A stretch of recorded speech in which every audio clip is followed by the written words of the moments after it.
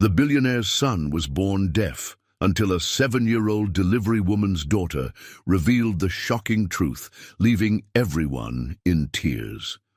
Before the story begins, tell us where you're tuning in from. Like the video and subscribe for more beautiful stories. William Ashton stared through the reinforced glass of the nursery ward, his manicured fingernails digging crescents into his palms. The pastel blue walls and cheerful animal decals seemed to mock the gravity churning in his stomach. His son, his firstborn, lay in a clear bassinet, tiny chest rising and falling with each breath, completely oblivious to the chaos erupting around him. Nurses rushed with quiet efficiency, their rubber-soled shoes squeaking against the polished floor. A neonatal specialist leaned over the infant, snapping her fingers beside his perfect shell-like ears. Nothing, no response. "Mr. Ashton?" Dr. Peterson approached, clipboard clutched to her chest like a shield. Her expression had that practiced neutrality that William had seen countless times in business negotiations, the face of someone delivering news they knew would devastate. "Just tell me," William said, his voice steady despite the earthquake beneath his feet. "The initial tests are consistent with profound bilateral sensorineural hearing loss. We'll need to run more comprehensive evaluations, but he's deaf." The words fell from William's mouth like stones. Dr. Peterson nodded, her professional composure cracking just enough to show genuine compassion. "I'm so sorry. There are many options these days.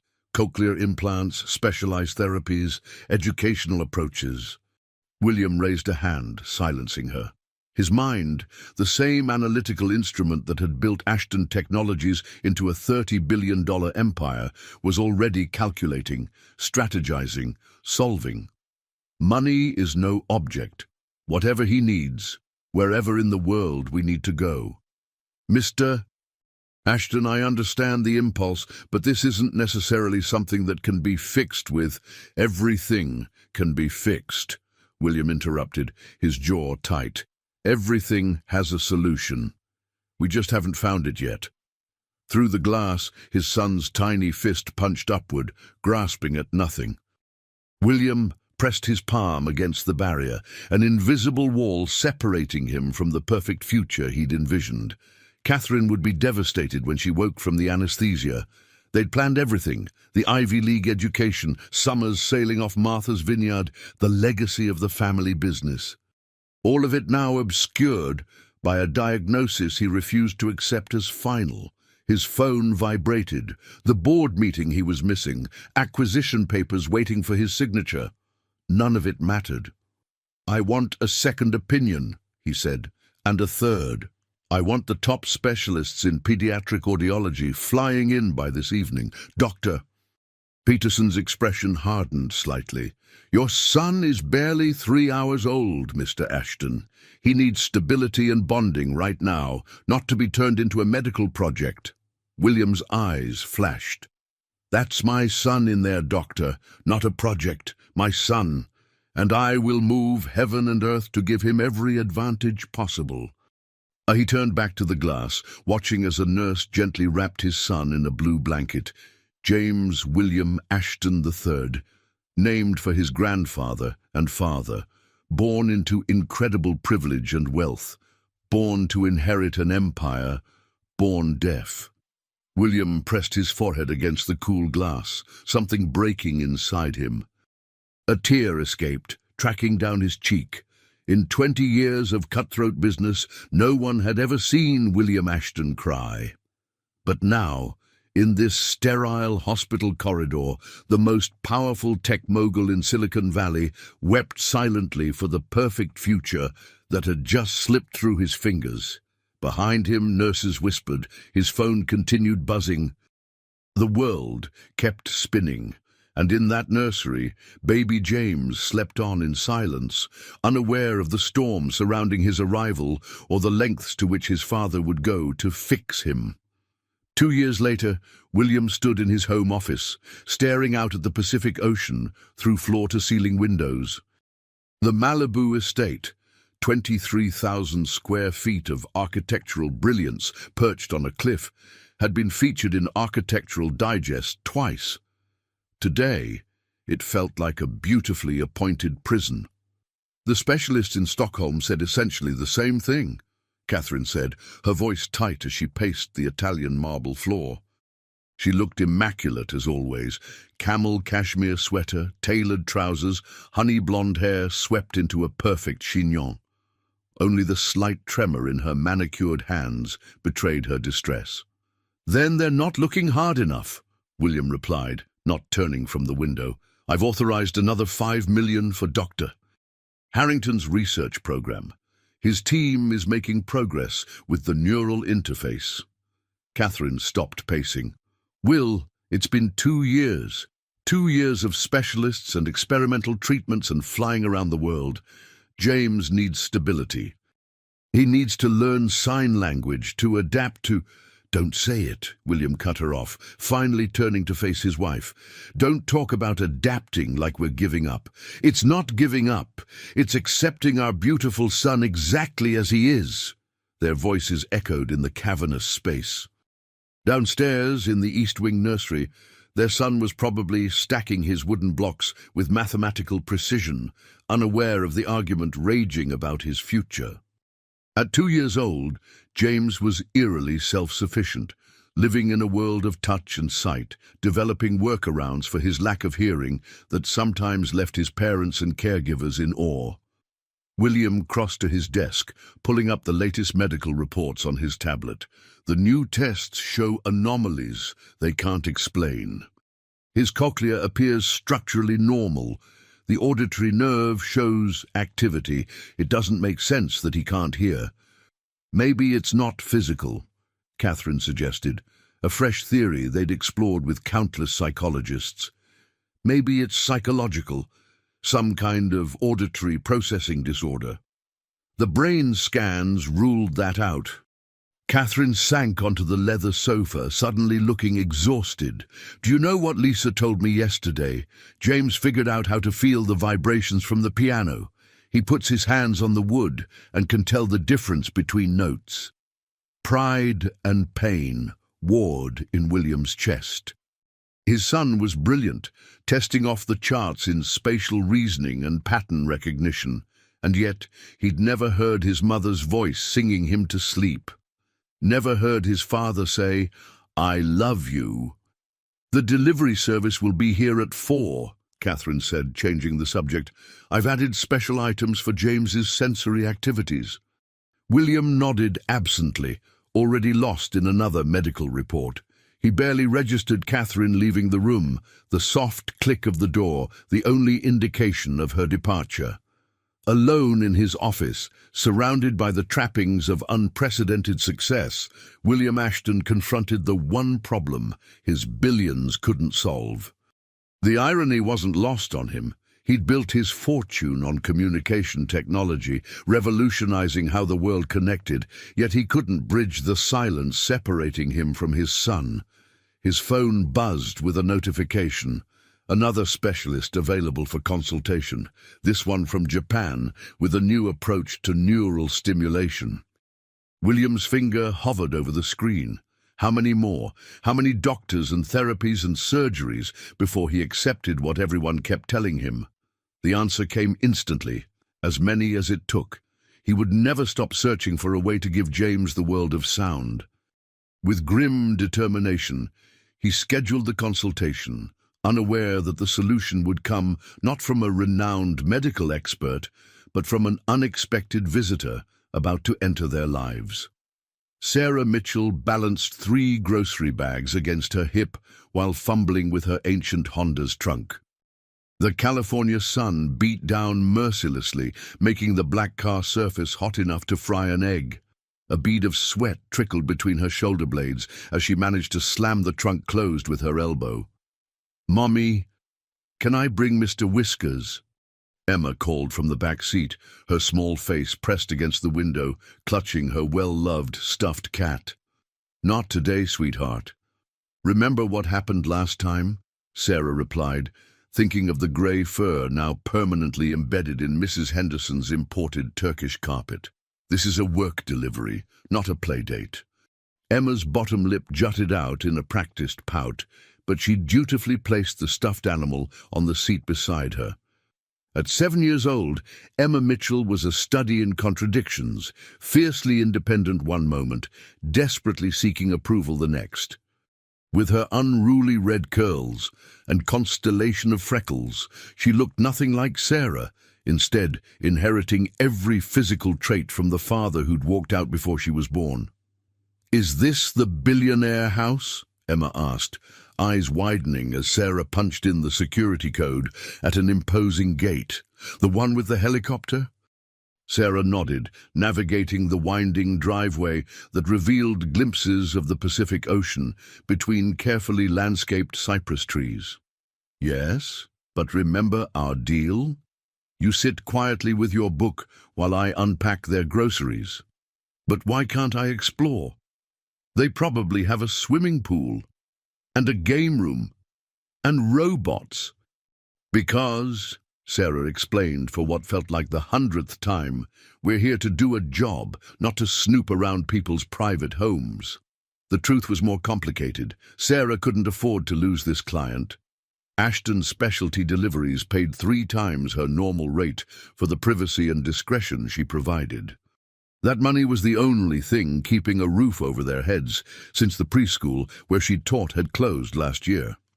The house, if you could call a modernist glass and steel structure roughly the size of an airport terminal a house, came into full view as they rounded the final curve. Emma gasped audibly, pressing her face against the window. "It looks like Iron Man's house." Sarah couldn't help but smile. "Yes, it does. Now remember, best behavior, no touching anything, no wandering off," Emma recited dutifully. "I know, Mom."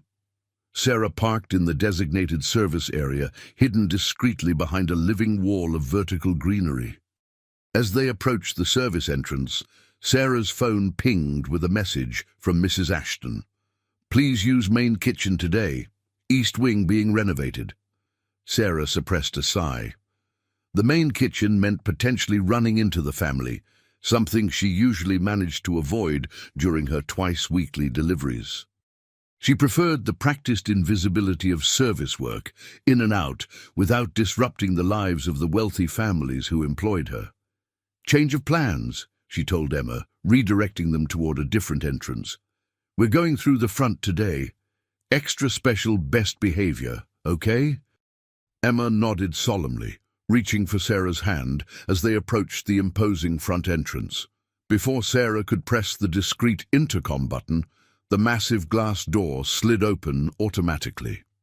"Ms. Mitchell," the house's AI system greeted her. "Mrs. Ashton is expecting your delivery. Please proceed to the main kitchen." Emma's eyes grew even wider at the disembodied voice.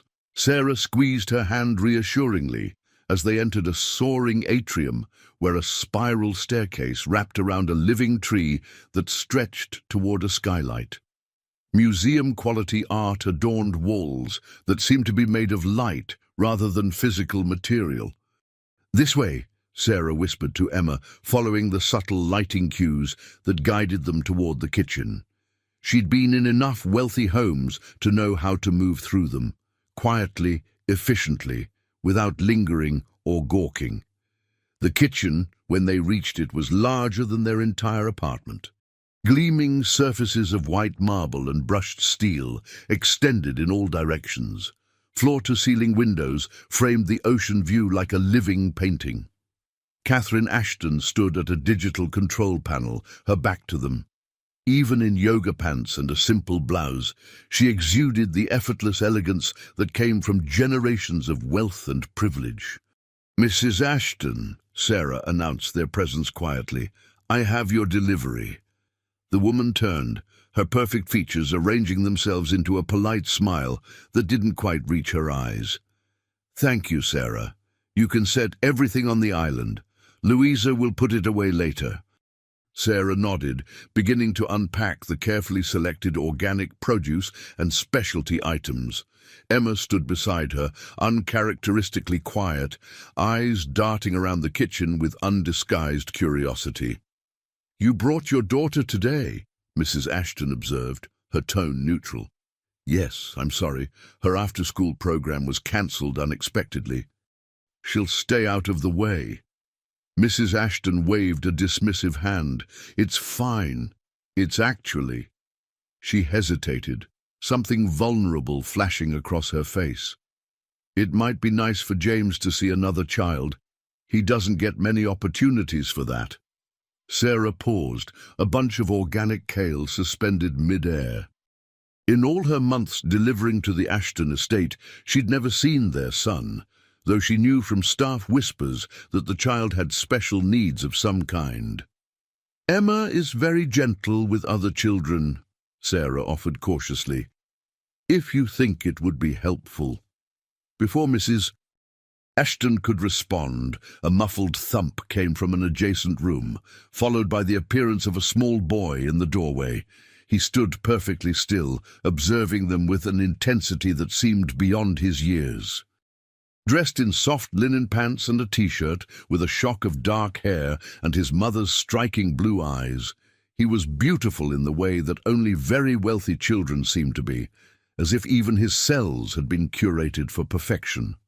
"James," Mrs. Ashton said, though the boy showed no reaction to his name. She approached him slowly, crouching to his eye level and making a series of fluid hand gestures that Sarah recognized as sign language. The boy's eyes remained fixed on Emma, who had instinctively stepped forward, a friendly smile spreading across her freckled face. "Hi," Emma said, waving. "I'm Emma. I'm 7. How old are you?" James didn't respond, his gaze unwavering. "James is deaf," Mrs. Ashton explained quietly. "He's 2 years old." Emma's smile didn't falter. "My friend Zoe at school is deaf. She taught me some signs." With careful concentration, Emma made several gestures with her small hands. Mrs. Ashton looked surprised. "That's very good. You signed friend and play. Can we play?" Emma asked, looking between Mrs. Ashton and James. "I'll be super careful, I promise." Something in Mrs. Ashton's expression softened. "I suppose. For a little while. Sarah, would you mind?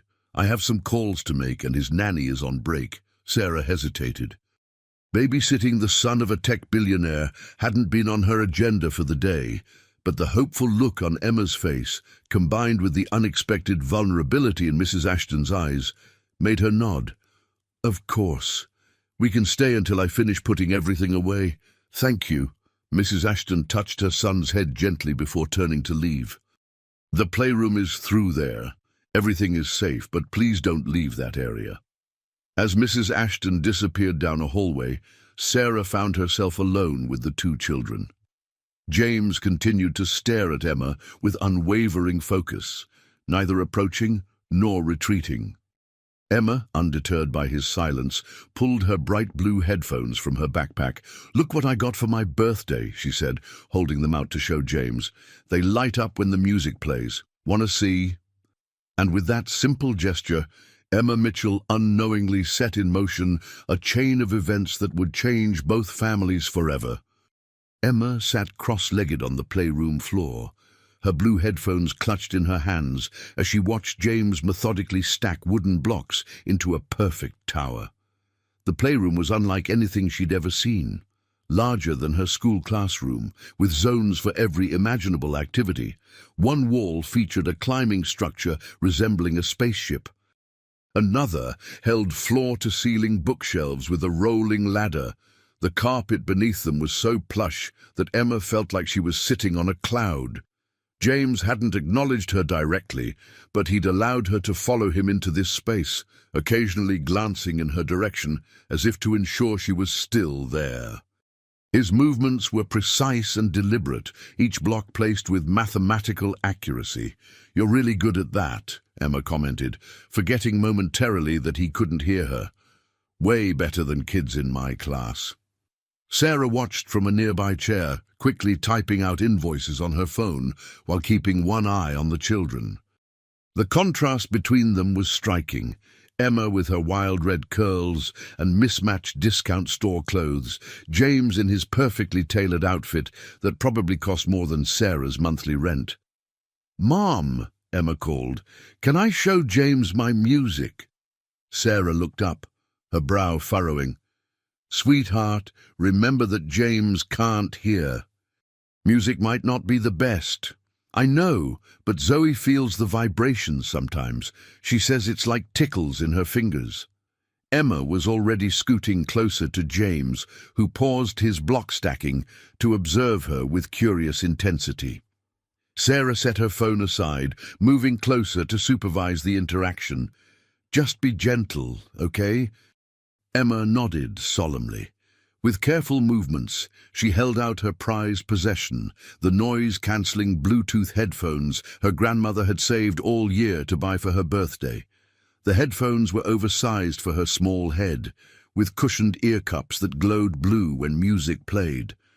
"These are special," Emma explained to James, though he couldn't hear her words. "They make the music feel like it's inside your head." James reached out tentatively, his fingers brushing the smooth surface of the headphones. Emma beamed, encouraged by his interest. With movements slowed for his benefit, she demonstrated how they fit over her ears, then activated the blue lighting effect by pressing play on her mother's phone. James watched, transfixed, as the headphones illuminated.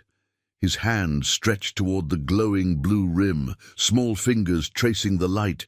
"You want to try?" Emma asked, already slipping them off. Before Sarah could intervene, Emma was gently placing the oversized headphones over James's ears. "Emma, I don't think," Sarah began, concerned about touching the child without permission. But something extraordinary happened. The moment the headphones settled over James's ears, his entire body went rigid. His eyes widened, an expression of pure shock crossing his face. For a heartbeat, Sarah feared they'd hurt him somehow. Then James gasped, a sharp, sudden intake of breath that seemed to fill the silent room. "Mommy, look," Emma whispered urgently.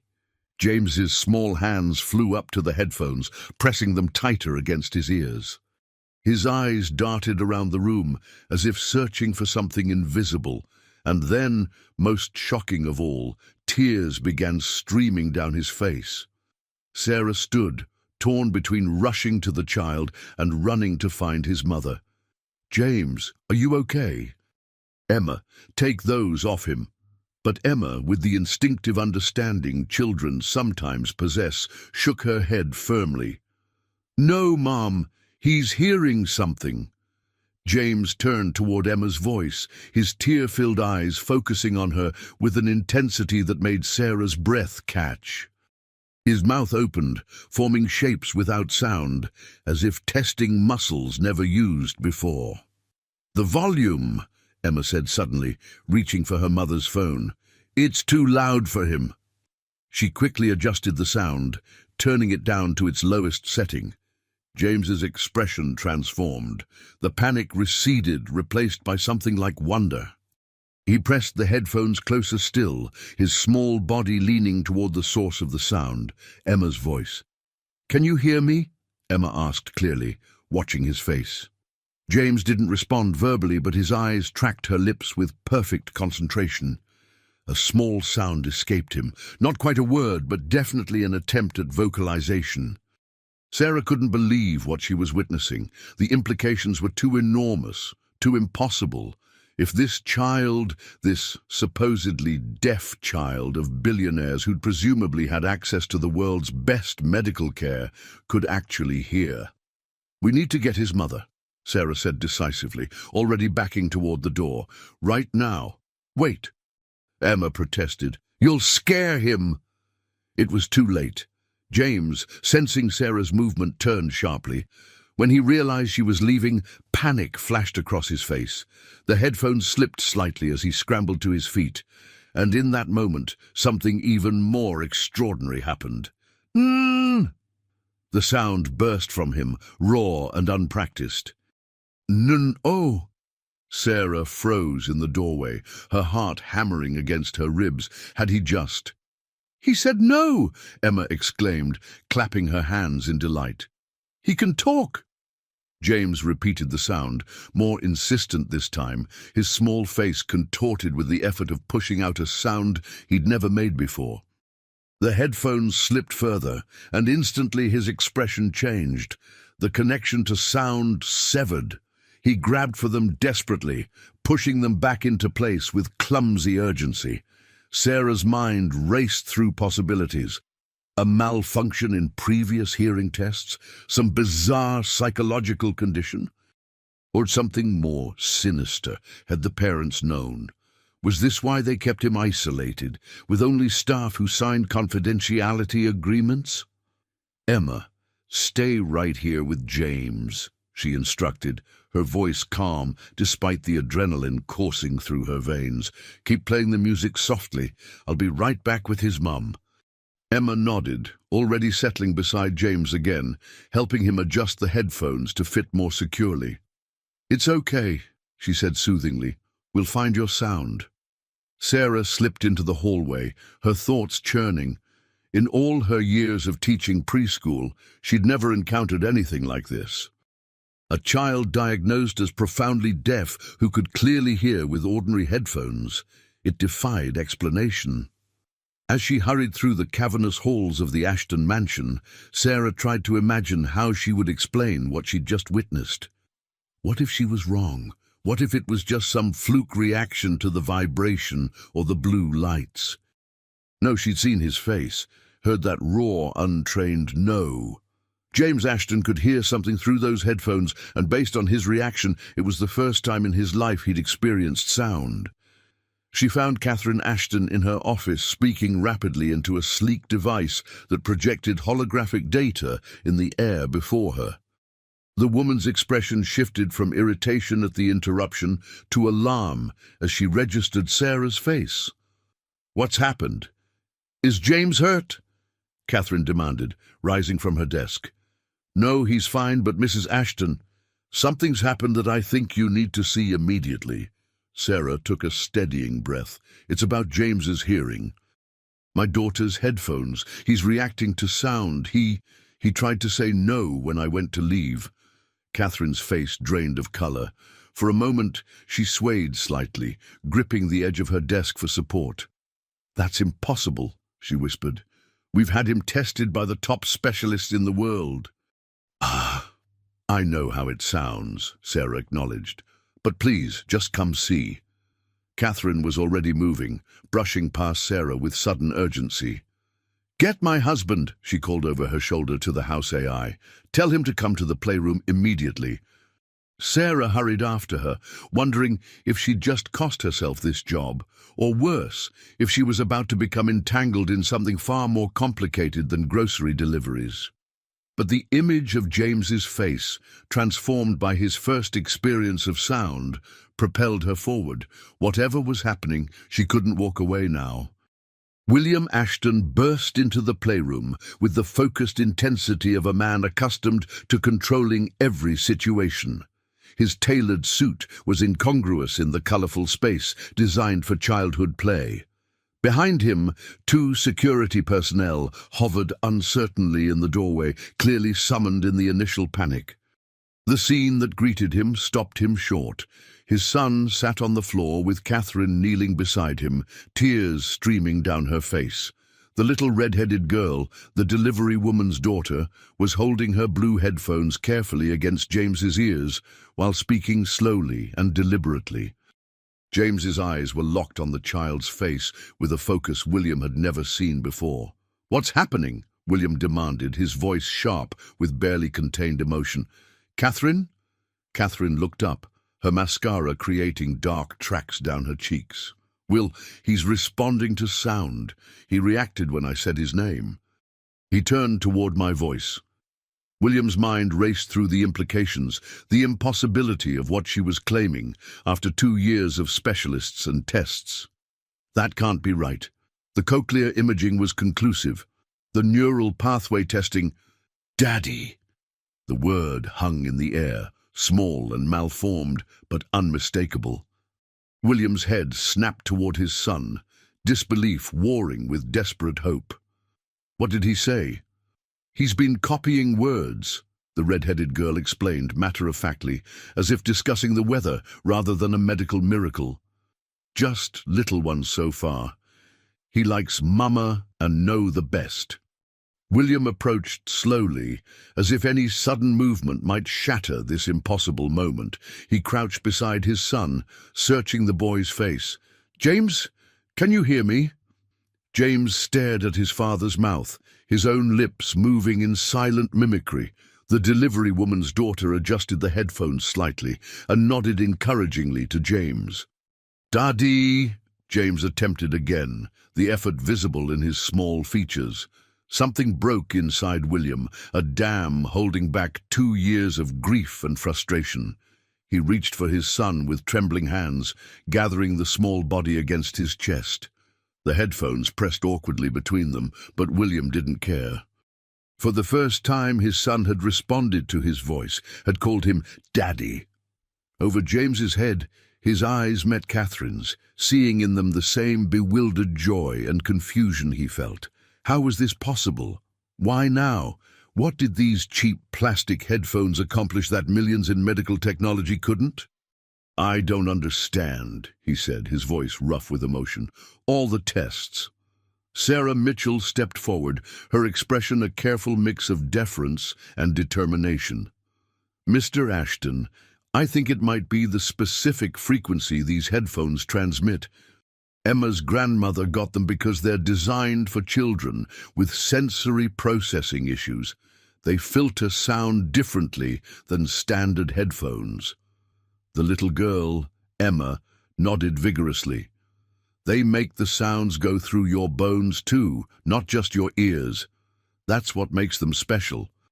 William's analytical mind seized on this, already formulating theories and next steps.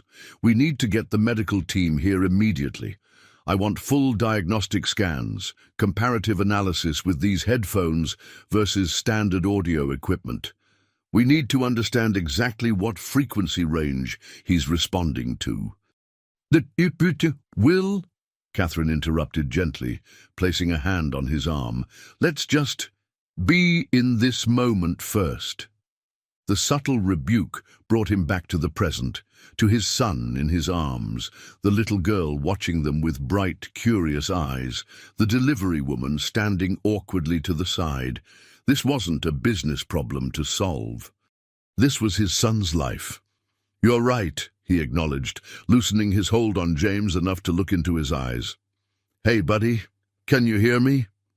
James's focus remained intense, his gaze alternating between his father's mouth and eyes. Slowly, deliberately, he nodded. The simple gesture, the first clear communication they'd ever shared, hit William like a physical blow. A sob escaped him before he could suppress it. "Sir," one of the security personnel interrupted from the doorway. "The medical team is on standby. Dr. Reynolds can be here in 20 minutes. William nodded, struggling to regain his composure. "Tell them we'll need a full auditory workup and get legal on the phone. I want to know everything about these headphones, patent information, technical specifications, manufacturing details." Emma clutched her headphones protectively. "They're mine," she said, a note of worry in her voice. "Grandma got them special." "Of course they're yours," Catherine reassured her quickly. "We would just like to understand how they work, so we can help James." "Oh," Emma relaxed. "You can look up blue-tone kids on the internet. That's what they're called. They're for children who get too bothered by loud noises." William exchanged a glance with Catherine. The solution to their 2-year nightmare might have been as simple as a commercial product designed for sensory-sensitive children. "Ms. Mitchell," William addressed Sarah directly, his tone shifting to the one he used in business negotiations. "I'd like to compensate you and your daughter for this discovery. Whatever figure you think is appropriate." "That's not necessary," Sarah interrupted, her cheeks flushing. "We didn't do anything special. It was just luck that Emma brought her headphones today. Luck? William repeated incredulously. You've just changed our lives. My son's life. He ran a hand through his immaculately styled hair, disheveling it in a rare display of emotional disarray. At the very least, we need you both to stay while we have James examined. Your daughter seems to have established a connection with him that might be helpful. Sarah glanced at her watch, visibly conflicted. I have 2 more deliveries scheduled this afternoon. My clients are expecting. I'll have my assistant contact them, William said dismissively. Full compensation for the inconvenience, of course. This is more important. Before Sarah could protest further, the room's hidden speakers came to life with the House AI's voice. Mr. Ashton, Dr. Reynolds has arrived ahead of schedule and is waiting in the medical suite. William stood, lifting James in his arms. The boy clutched the blue headphones against his ears, unwilling to relinquish his newfound connection to sound. We have a fully equipped medical facility on the lower level, William explained, already moving toward the door. Catherine, bring them downstairs. I want everyone who witnessed this to speak with the doctor. Emma looked up at her mother, excitement battling with uncertainty. Are we going to see a secret doctor lab, like in the movies? Sarah placed a protective hand on her daughter's shoulder. We're going to help James and his doctors understand what happened today, she corrected gently. This isn't an adventure, sweetheart. It's someone's real life. William paused in the doorway, his son's weight solid against his chest. For the first time, he really looked at the delivery woman and her daughter, really saw them as people rather than service providers. The woman was younger than he'd assumed, perhaps early 30s, with the same vibrant red hair as her daughter, though hers was restrained in a practical ponytail. She carried herself with quiet dignity, despite her obvious discomfort with the situation. And the little girl, this child who had unknowingly accomplished what teams of world-renowned specialists could not, looked back at him with bright, intelligent eyes unclouded by deference or intimidation. Miss Mitchell, he said, his voice softer now. I understand this is an imposition, but please understand what's happening here. For 2 years, we've been told our son would never hear, never speak. The implications of what your daughter discovered today go beyond our family. This could potentially help other children. Sarah met his gaze steadily. We'll stay as long as we can be helpful, Mr. Ashton, but I need your word that my daughter won't be subjected to any unnecessary procedures or questioning. William nodded, recognizing the protective instinct that mirrored his own. You have my word. As they moved through the house toward the medical suite, William's mind raced with possibilities. If James could hear with these specific headphones, what did that mean about his condition? Had every specialist missed something fundamental? Or was there something unique about his son's auditory system that conventional testing couldn't detect? The one certainty in the storm of questions was that nothing would ever be the same after today. His son had heard his voice, had said, "Daddy." Whatever came next, medical explanations, legal implications, media attention when the story inevitably leaked, William would face it with renewed purpose. For the first time in 2 years, the word that had been forbidden in his household, hope, blossomed in his chest. Dr. Reynolds scrutinized the readouts on multiple screens, her expression growing increasingly perplexed. The medical suite, a space larger and better equipped than many hospital departments, hummed with activity as technicians analyzed data from the comprehensive tests they'd been running for the past 3 hours. James sat in Catherine's lap, the blue headphones still secured over his ears, connected now to sophisticated diagnostic equipment. Despite the lengthy examination, he remained surprisingly cooperative, his eyes constantly seeking out Emma, who sat nearby with her mother. "Well?" William demanded, patience never his strong suit. "What are we looking at?" Dr. Reynolds pushed her glasses up her nose, choosing her words carefully. "It's unprecedented, honestly. James's cochlea and auditory nerve show normal function when stimulated within a very specific frequency range, one that's not typically included in standard hearing tests for infants and toddlers. How is that possible? Catherine asked. We've had him tested everywhere. Johns Hopkins, Mayo Clinic, specialists in Switzerland, Japan.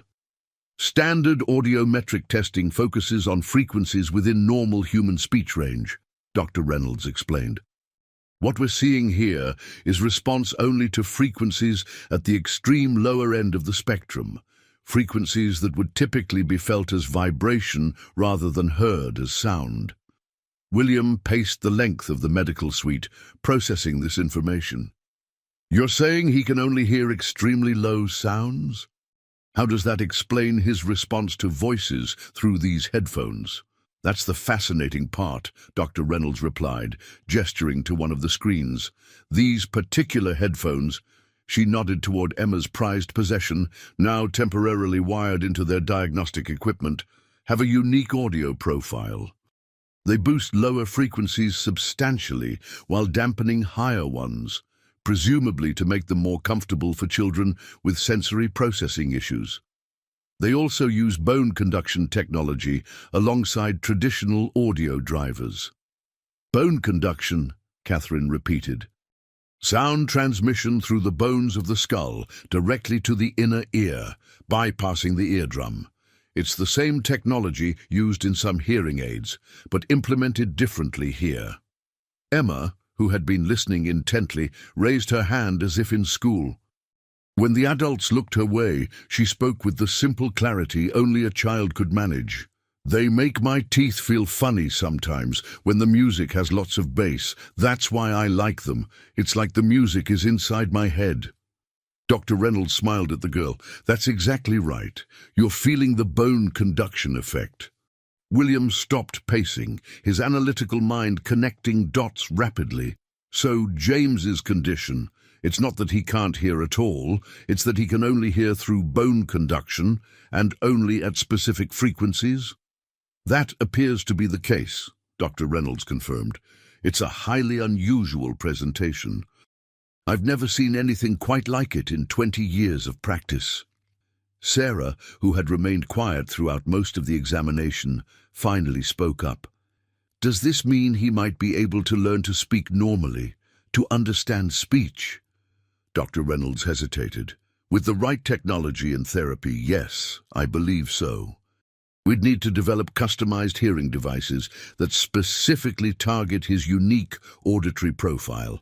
It won't be as simple as giving him these headphones permanently, but it gives us a starting point we never had before. William had already pulled out his phone, typing rapidly. I'm contacting our R&D team. We'll set up a dedicated project immediately. If customized technology is what he needs, we'll build it. Will, Catherine said softly. Slow down. Let's make sure we understand what we're dealing with first. William looked at his wife and son, his expression softening momentarily before hardening with renewed purpose. 2 years, Catherine. We've lost 2 years of his development because every specialist missed this. The unspoken accusation hung in the air. Dr. Reynolds cleared her throat uncomfortably. Mr. Ashton, this presentation is exceedingly rare. The standard protocols for pediatric hearing assessment wouldn't have captured it. Which raises another question, William continued, undeterred. Why is this presentation so rare? What caused it? Dr. Reynolds exchanged a glance with her colleagues before answering carefully. Without a genetic analysis, I can't say definitively. It could be congenital or what? Catherine pressed. There are certain medications and treatments that can affect hearing in very specific ways, particularly when administered during pregnancy or early infancy. Catherine's arms tightened around James protectively. I didn't take anything during pregnancy. I was fanatically careful. And after birth, Dr. Reynolds asked gently. William and Catherine exchanged a look laden with unspoken meaning. The jaundice treatment, William said slowly. The experimental phototherapy they recommended because his bilirubin levels were so high. Dr. Reynolds nodded, her expression grave. That could potentially explain it. Some emerging research suggests certain wavelengths used in advanced phototherapy might affect auditory development in rare cases. The implications crashed over William like a physical blow.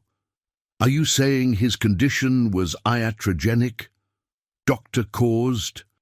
I can't confirm that without reviewing his complete medical records and conducting further tests, Dr. Reynolds cautioned. But it's a possibility we should investigate. William's hands clenched into fists at his sides, his face darkening with barely contained rage. The treatment was recommended by Dr. Gerard at Cedars-Sinai. He assured us it was completely safe, cutting edge, but safe. Sarah, observing the billionaire's mounting anger, instinctively moved closer to Emma. The little girl, however, seemed oblivious to the tension, her attention focused entirely on James. "Mom," Emma whispered, tugging at Sarah's sleeve, "can I show him something?" Not now, honey," Sarah murmured. "The doctors are still running tests. But I know why he looks scared," Emma insisted, her voice rising slightly. "The headphones are making everything too loud again. Look at his face." All eyes turned to James, who did indeed look increasingly distressed, his small hands pushing at the headphones while his face contorted in discomfort. Dr. Reynolds moved quickly to the equipment. The diagnostic program automatically increases volume to test response thresholds. It may be overwhelming him. She adjusted settings, and James's expression immediately relaxed. "See," Emma said triumphantly, "he needs it to be soft, not loud. Too much hurts." Catherine looked at the child with new appreciation. "How did you know that?" Emma shrugged. "His face looked like mine does when the fire alarm goes off at school. Too loud." The simple observation, something all the adults and medical professionals had missed while focused on their equipment and theories, hung in the air, a reminder of children's unique perception. William, momentarily distracted from his righteous anger, watched as his son's gaze tracked Emma's movements with rapt attention. "Dr.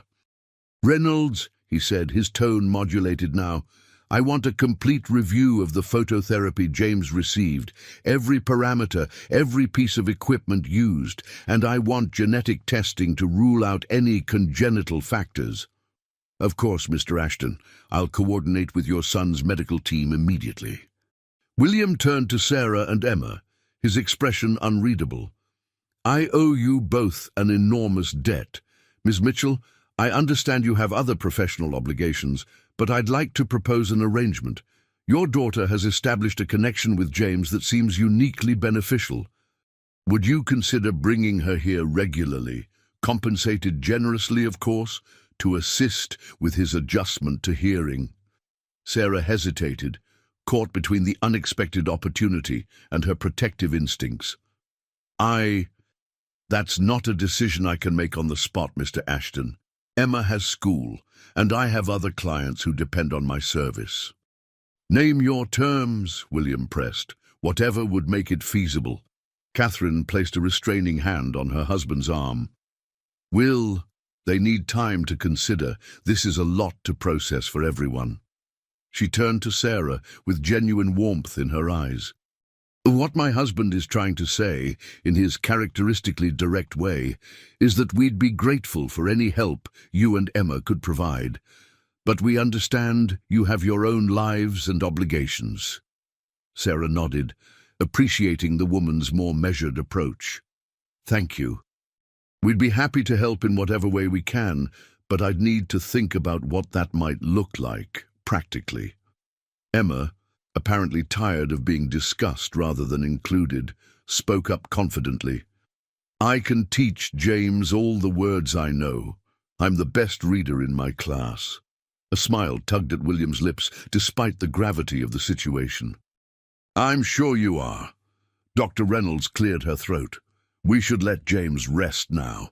We've gathered enough preliminary data, and he's had an overwhelming day. I suggest we continue testing tomorrow after he's had time to process." Catherine nodded, gathering James closer. The boy's eyelids were indeed drooping, the emotional and physical toll of the day's discoveries evident in his small face. "Ms. Mitchell, would you and Emma join us for dinner?" Catherine asked suddenly. "Our chef can prepare anything you'd like, and it would give us a chance to discuss next steps more comfortably." Sarah glanced at her watch, acutely aware of how her simple delivery had expanded into hours of unexpected drama. "That's very kind, but—" "Please," Emma interrupted, her eyes pleading. "I want to show James my other music." Sarah sighed, recognizing the futility of resistance. Her daughter had already formed an attachment to the Ashton boy, and truthfully, she herself was invested now in understanding what would happen next. "We'd be happy to stay for dinner," she conceded. "Thank you." As they left the medical suite, William hung back to speak privately with Dr. Reynolds, his voice too low for the others to hear. The expression on his face, however, made his intentions clear. Someone would be held accountable for the 2 years of silence imposed on his son. In the elevator ascending to the main level, James reached out unexpectedly, his small fingers wrapping around Emma's wrist. The gesture, his first voluntary physical contact with someone outside his immediate family, spoke volumes. Catherine's eyes filled with tears again as she watched the interaction. 2 years, she whispered, echoing her husband's earlier words. 2 years we could have been talking to him, reading to him, playing music. "You can do all that now," Emma replied with a child's straightforward optimism. "And he's super smart. He'll catch up fast." Sarah placed a gentle hand on Catherine's shoulder, mother to mother. "She's right. Children are remarkably resilient." As the elevator doors opened to the magnificent main floor of the Ashton mansion, Sarah couldn't help but reflect on the strange turns life sometimes took. This morning she'd been a struggling single mother, making deliveries to the wealthy. Now she and her daughter were somehow central figures in what might be a medical breakthrough. What would tomorrow bring? And more importantly, how would this unexpected connection between 2 children from vastly different worlds change all their lives? 2 weeks later, Sarah pulled her battered Honda into the now familiar driveway of the Ashton estate. The imposing gates swung open automatically, recognizing her car from the sophisticated security system. Beside her, Emma bounced excitedly in her booster seat, clutching a colorful book of simple words she'd carefully selected from her school library. "Do you think James learned more words while I was at school?" she asked, her enthusiasm undimmed, despite this being their 10th visit. "I'm sure he did," Sarah replied, still marveling at how quickly events had unfolded since that fateful day. "Remember what his speech therapist said yesterday? He's progressing faster than anyone expected." The past 2 weeks had been a whirlwind. William Ashton had moved with characteristic efficiency, assembling a team of specialists, researchers, and technologists focused exclusively on James's unique condition. The custom hearing devices they'd developed, sleek, nearly invisible earpieces that precisely targeted his specific auditory range, had replaced Emma's blue headphones after the 3rd day, though James still insisted on keeping those original headphones nearby like a talisman. More surprising than the rapid technological response had been William's personal proposal to Sarah. Rather than the generous compensation she'd expected for Emma's continued visits, he'd offered her a position as James's learning coordinator, a role created specifically for her background in early childhood education. The salary was 5 times what she'd made at the preschool, with benefits that made her head spin. "We need someone who understands children, not just another medical specialist," he'd explained. "Someone who can bridge the gap between all these experts and what James actually needs as a developing child." Sarah had accepted after negotiating flexible hours that accommodated Emma's school schedule. Now, her days were split between coordinating James's intensive therapy sessions and introducing him to the world of language, alongside Emma, who had appointed herself his unofficial vocabulary coach. They parked in the guest area, no longer relegated to the service entrance, and were greeted at the door by Maria, the Ashtons' housekeeper. "They're waiting in the solarium," Maria informed them with a warm smile. "James has been watching the driveway for 20 minutes. Emma darted ahead, navigating the mansion's labyrinthine corridors with the confidence of familiarity. Sarah followed more sedately, still not entirely comfortable in this environment of casual opulence. The solarium, a spectacular glass-enclosed space filled with tropical plants and overlooking the Pacific, had become their regular meeting spot, as James seemed to respond best to therapy in natural light. When they entered, James spotted them immediately. His face lit up with recognition, and he scrambled off Catherine's lap, making a beeline for Emma. "Emma!" he called, the name still slightly disjointed but unmistakable. "Book!" Emma beamed, holding out her selection. "I brought a new one. It has animals that make noises." Catherine rose gracefully, approaching Sarah with the relaxed warmth that had developed between them. Gone was the polished, distant woman from their first encounters, replaced by someone more authentic and accessible.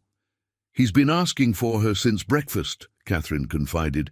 "I think he's starting to understand the concept of schedules. He knows Emma comes after lunch on school days." Sarah watched the children settle onto a plush floor cushion, heads bent together over the book. "His cognitive processing is remarkable. Dr. Patel mentioned yesterday that his brain is essentially working overtime, processing language input at an accelerated rate to make up for lost time." "William wants to speak with you, by the way," Catherine said, lowering her voice slightly. "He's in his study on a call, but he asked if you could join him when you arrived. Something about the foundation." Sarah nodded, trying to suppress a flicker of apprehension. Despite their new working relationship, William Ashton still intimidated her with his intensity and uncompromising standards. "I'll go now while Emma has James distracted. Will you keep an eye on them?" "Of course." Catherine settled back onto the sofa, her posture more relaxed than Sarah had ever seen it. "Take your time. We're enjoying ourselves." Sarah made her way to William's study, each step a reminder of how dramatically her life had changed. 2 weeks ago, she'd been struggling to make rent, taking any delivery job available to support herself and Emma. Now she moved through a billionaire's mansion with an employee keycard, coordinating with world-class medical specialists and negotiating treatment plans. She knocked lightly on the study door, entering when William's voice called her in. He was standing at the floor-to-ceiling windows, phone pressed to his ear, his posture radiating barely contained energy. He acknowledged her with a nod, continuing his conversation. "No, that's not acceptable," he was saying, his tone clipped. "I don't care about the potential PR implications. The documentation is clear. The modified phototherapy unit caused my son's condition, and I want a full investigation, not a settlement offer." Sarah hesitated near the door, not wanting to intrude on what was clearly a sensitive conversation. "We'll discuss this tomorrow with the full legal team," William concluded, ending the call abruptly. He turned to Sarah, his expression softening marginally. "Sorry about that. Ongoing discussions with Cedars-Sinai and the medical device manufacturer." "Is there going to be a lawsuit?" Sarah asked cautiously. William's jaw tightened. "Multiple lawsuits, most likely. The evidence is irrefutable.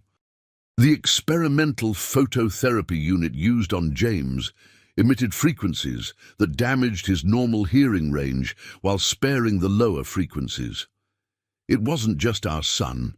We've identified 7 other children with similar presentations, all treated with the same equipment."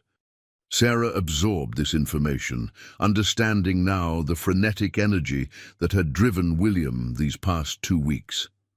This wasn't just about James anymore. It had become a crusade.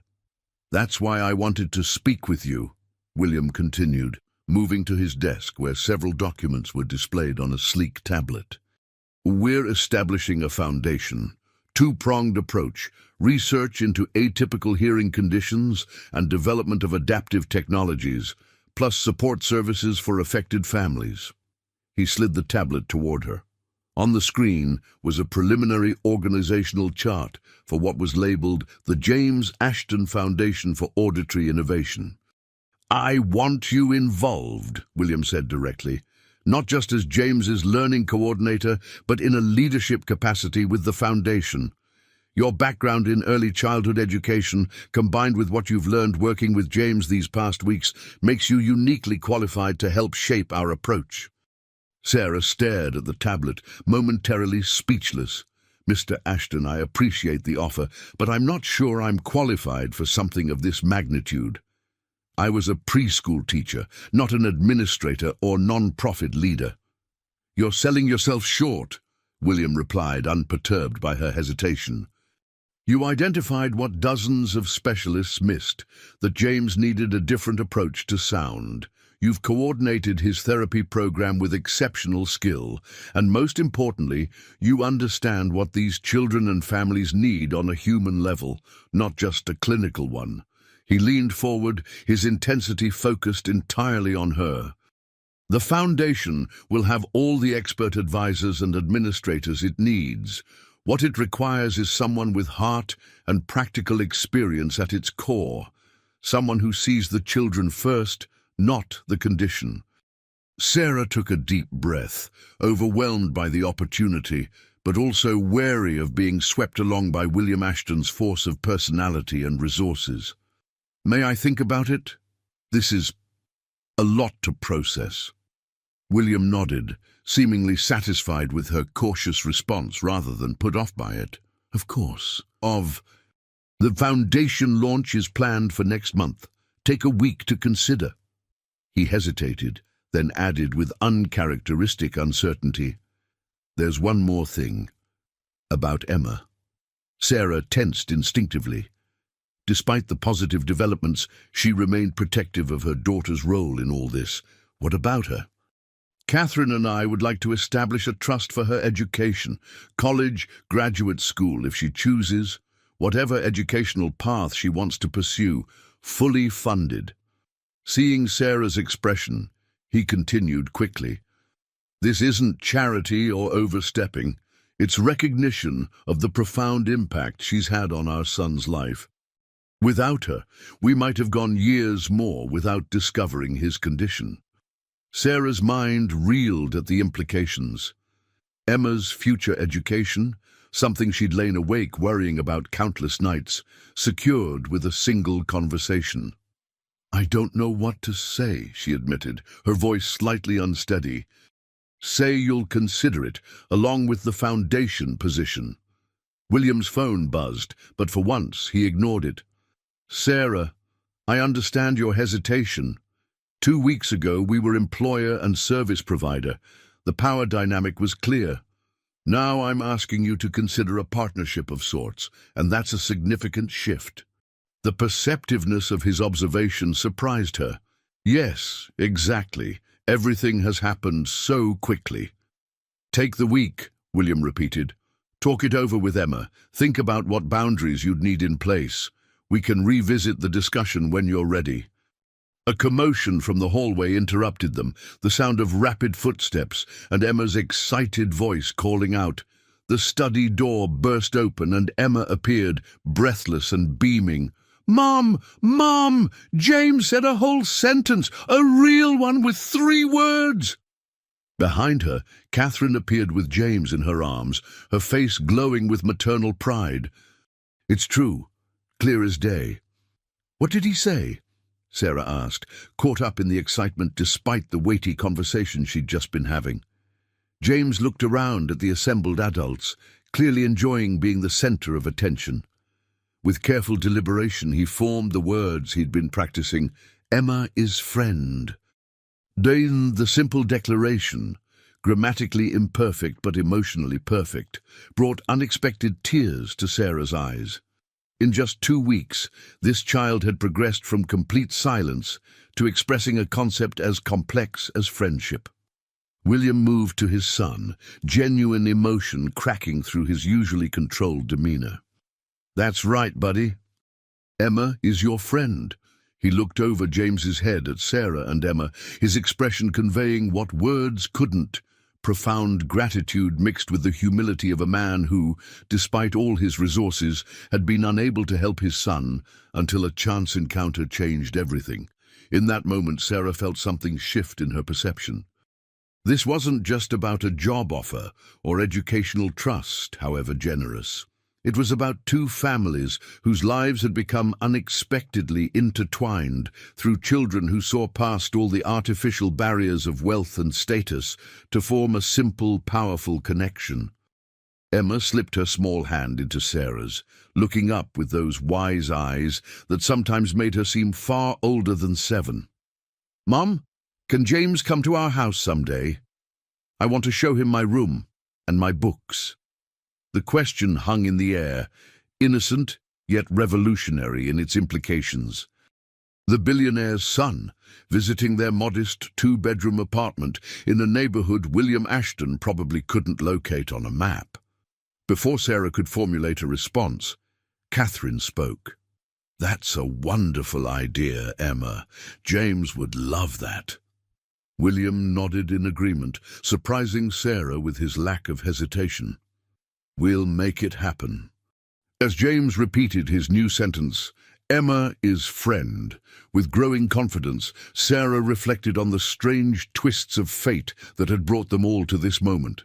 A routine grocery delivery, a pair of blue headphones, a curious 7-year-old girl unaware of social boundaries. And now, standing in a billionaire's study, being offered opportunities beyond anything she'd imagined, Sarah recognized the fundamental truth at the heart of it all. Sometimes the most profound connections emerge from the simplest human gestures. A child sharing something precious with another child who needed it more than she knew. Whatever she decided about the foundation position or the educational trust, that connection between Emma and James had already changed all their lives in ways that transcended wealth, status, and circumstance. It had created something new and precious, a bridge between worlds that might never otherwise have touched. "Emma is friend," Sarah echoed softly, watching as her daughter beamed with pride at James's accomplishment. "Yes, she certainly is." 1 month after the discovery that changed everything, Sarah stood nervously in the gleaming lobby of Ashton Technologies headquarters in downtown San Francisco. The 70-story glass tower dominated the skyline, a testament to William Ashton's vision and ambition. Today, that ambition was focused on a new mission, one that Sarah still couldn't quite believe included her. "Ms. Mitchell?" A polished executive assistant approached. "The board is ready for your presentation." Sarah smoothed her new blazer, the most expensive clothing item she'd ever owned, purchased specifically for this meeting. "Thank you." As she followed the assistant to the executive elevator, Sarah reflected on the whirlwind of the past month. After a week of careful consideration, she'd accepted William's offer to help lead the James Ashton Foundation. The educational trust for Emma had been established with terms that left Sarah breathless. Not just college, but any educational pursuits her daughter might want to explore throughout her life, completely funded. The elevator ascended silently to the top floor. Through the glass walls, San Francisco spread beneath them like a living map. Sarah couldn't help thinking of Emma's fascination with heights, how she would have pressed her nose against the glass in delight. The thought steadied her. This was why she was here, for children like Emma and James. The boardroom doors opened to reveal William Ashton, standing at the head of a massive table surrounded by executives in expensive suits. On the wall behind him, a sleek digital display showed the proposed logo for the James Ashton Foundation. "Sarah," William greeted her with uncharacteristic warmth. "Perfect timing." "I was just explaining to the board how your insights have shaped our approach."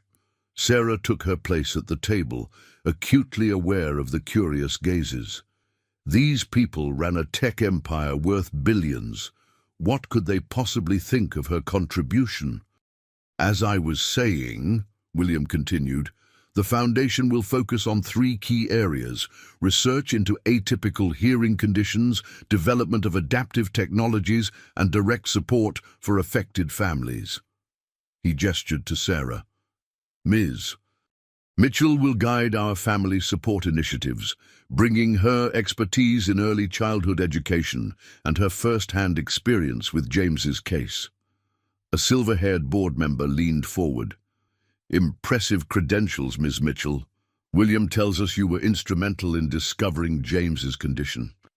It was actually my daughter, Emma, Sarah corrected gently.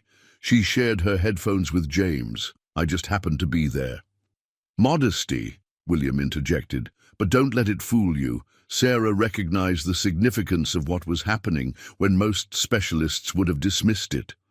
She's since coordinated James's therapeutic team with exceptional skill. The presentation proceeded smoothly as Sarah outlined her vision for family support services, a network of resources spanning educational guidance, emotional support, and practical assistance for daily challenges. As she spoke, her initial nervousness faded, replaced by the passion that had driven her teaching career. These families need more than medical interventions, she explained. They need partners who understand the full picture of raising a child with hearing differences. Our goal should be empowerment, not just treatment. When she finished, the room was silent for a moment before erupting in approving murmurs. William's eyes met hers across the table, his subtle nod conveying what his corporate persona rarely allowed: genuine respect. After the meeting, William pulled her aside in the hallway. That went exceptionally well. The board unanimously approved the full funding package. That's wonderful, Sarah replied, still processing the scale of resources now committed to their cause. When do we announce publicly? Next week, we've arranged a press conference. William hesitated, something clearly on his mind. There's one more thing. The first case against Lumina Medical Devices is moving forward. Their lawyers reached out this morning with a settlement offer. Sarah's heart sank. During her research for the foundation, she'd identified 7 other children affected by the same phototherapy equipment used on James. The youngest was 6 months old, the oldest nearly 5. All shared James's unique hearing profile. They're trying to bury it? She asked. William's expression hardened. 50 million and a confidentiality agreement. I declined. But that's not about the money, he finished. It's about accountability and ensuring this doesn't happen to other children. He checked his watch. Catherine's expecting us at the house. James has been asking for Emma since breakfast. The abrupt topic change was typical William, compartmentalizing, always moving forward. As they headed to the waiting car, Sarah marveled at how their lives had become so intertwined. What had begun as a chance encounter had evolved into a partnership neither could have imagined. In the back of William's luxurious sedan, Sarah's phone buzzed with a text from her mother. Apartment showing went well. Realtor says multiple offers expected by tomorrow. IQ, another life change in progress. Moving from their cramped apartment to a house in a good school district made possible by her new position. Sarah still felt occasional twinges of discomfort about accepting such dramatic assistance from the Ashtons, but William had framed it as simply removing obstacles to her work with the foundation. "Everything all right?" William asked, noticing her expression. "Yes," Sarah replied, putting away her phone. "Just thinking about how much has changed in a month." William nodded, understanding in his eyes. "For all of us." As the car glided through the city toward the Golden Gate Bridge, Sarah gazed out at the bay, sparkling in the afternoon sun. Somewhere in that vast city were other families facing challenges like James had. Children with conditions undiagnosed or misdiagnosed, parents desperate for answers. The foundation would find them. She would make sure of it. All right. But I don't want to wear this shirt, Emma protested, arms crossed over her chest in 7-year-old defiance. James has seen me in all my regular clothes already. Sarah sighed, surveying the explosion of outfits scattered across Emma's bed. Their new house, a charming 3-bedroom in a leafy Berkeley neighborhood, still had boxes stacked in every corner from their recent move. Finding anything was a challenge, especially when preparing for their first dinner, hosting the Ashtons. "Sweetheart, this is a special occasion," Sarah explained, holding up the contested blue dress. "James and his parents are coming to our home for the first time. But why does that mean I have to dress fancy? James likes me normal." Sarah couldn't argue with that logic. Over the past 3 months, Emma and James had developed a remarkable bond, with Emma serving as James's self-appointed language coach. His progress continued to astonish everyone, from single words to simple sentences to increasingly complex conversation, all while adapting to his custom hearing devices. "You're right," Sarah conceded, setting down the dress. "Wear whatever makes you comfortable." Emma beamed triumphantly, immediately grabbing her favorite dinosaur t-shirt from the discard pile. Downstairs, Sarah returned to the kitchen where her mother, Diane, was arranging a veggie platter. When Sarah had accepted the foundation position, Diane had relocated from Arizona to help with Emma, a family reconfiguration that benefited everyone. "Emma win the clothing battle?" Diane asked with knowing amusement. "Completely surrendered," Sarah admitted, checking the roasting chicken. "She made a good point, though." "This dinner isn't about impressing anyone." Diane raised an eyebrow. "Even so, not every day you have billionaires in your dining room." Sarah smiled, acknowledging the surreal quality that still occasionally struck her. 3 months into her role at the foundation, she sometimes couldn't believe the turn her life had taken. The work was challenging but deeply satisfying. They'd already identified 12 additional children with conditions similar to James's and provided specialized hearing devices to families who couldn't afford them. The doorbell chimed precisely at 6. Emma thundered down the stairs, throwing open the door before Sarah could reach it. "James!" "Adieu," she exclaimed, immediately taking his hand. "Come see my room. I set up all my books for you." James, now nearly 3, lit up at the sight of his friend. "Emma, you have dinosaur shirt." Catherine and William stood behind him, dressed casually by their standards, which still meant clothing that probably cost more than Sarah's monthly mortgage payment. Catherine held a bouquet of flowers and a bottle of wine, while William carried a wrapped package. "Welcome," Sarah greeted them. "Please come in." The adults exchanged pleasantries while the children disappeared upstairs, James's excited voice drifting back as Emma showed him her treasures. "Your home is lovely," Catherine commented, handing Sarah the flowers. "We're still settling in," Sarah replied, leading them to the living room. "But it already feels more like home than our apartment ever did." William glanced around appreciatively. "Great neighborhood for Emma. Berkeley schools are excellent." The initial awkwardness dissolved over dinner, where conversation flowed more easily than Sarah had anticipated. They discussed foundation progress, James's development, and the upcoming court case against Lumina Medical Devices. William had become the public face of the fight, giving interviews and testimony that had captured national attention. "The FDA inspection report comes out next week," he explained, helping himself to more salad. "Our lawyers say it's damning. They failed to disclose test results showing potential auditory impact." "Will criminal charges be filed?" Diane asked. William's expression darkened. "We're pushing for it. 8 children with potentially permanent hearing impairment. It shouldn't have happened." Catherine gently redirected the conversation. "James has a speech therapy assessment tomorrow. Dr. Patel thinks he's approaching age-appropriate comprehension levels."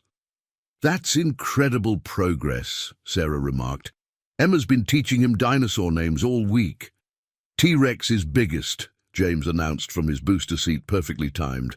Not biggest ever, biggest with teeth. The adults laughed, the tension broken.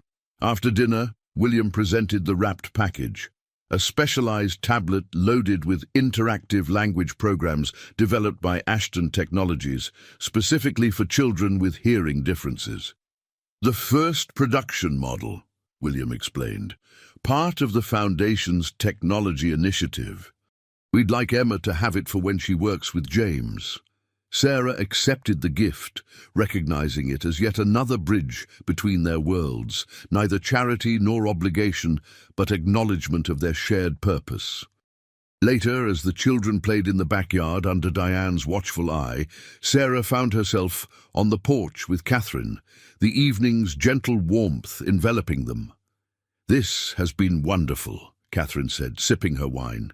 "Sometimes I forget there's a world outside our Malibu bubble." Sarah nodded, understanding completely. "It goes both ways. Before all this, places like your home existed only in magazines for me." Catherine's expression grew thoughtful. "I've been meaning to ask, and please be honest, has all of this been overwhelming?" William tends to bulldoze forward without considering how his plans affect others. Sarah considered the question carefully. "Initially, yes. Everything happened so fast, but the work itself," she smiled. "It feels right, like I found a purpose I didn't know I was looking for." "I felt the same way after James was diagnosed," Catherine confessed. "Before that, I was just going through the motions, charity boards, social obligations. His condition forced me to become his advocate, to really engage." From the yard came the sound of Emma's laughter and James's delighted response, the easy connection of children unburdened by the complexities adults created. "They make it look so simple, don't they?" Catherine observed, following Sarah's gaze.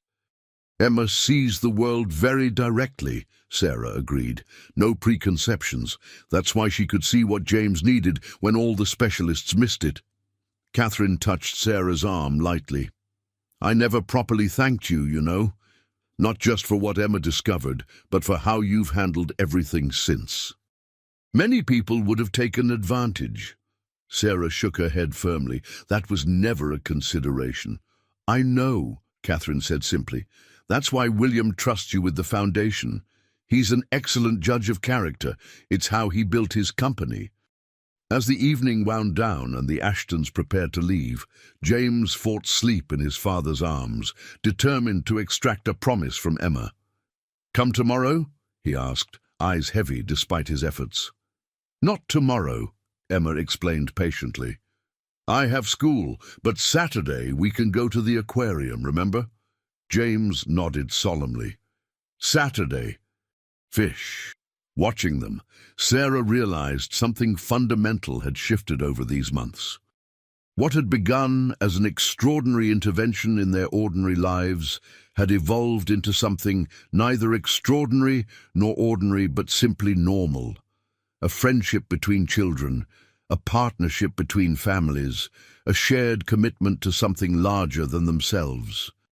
As William's car disappeared down the quiet street, Sarah stood on the porch of her new home, embracing the unexpected journey that had brought them all here. The jury will now hear from Dr. Eleanor Patel, developmental psychologist specializing in auditory processing disorders. The federal courtroom fell silent as Dr. Patel took the stand. Sarah sat beside Catherine in the gallery, both women tense with anticipation. This testimony could prove crucial in the case against Lumina Medical Devices.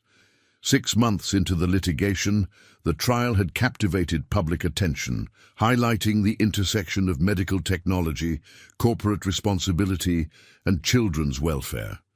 William, as lead plaintiff, had become the face of the case, leveraging his profile to ensure it wasn't buried in legal obscurity.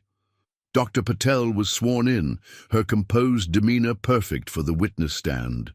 For months, She'd worked closely with James and the other affected children, documenting their progress and challenges. Dr. Patel, the prosecutor began, please explain to the jury the developmental impact of delayed auditory input on these children. Sarah listened intently as Dr. Patel detailed the cascading effects of missed developmental windows, language delays, social challenges, educational implications.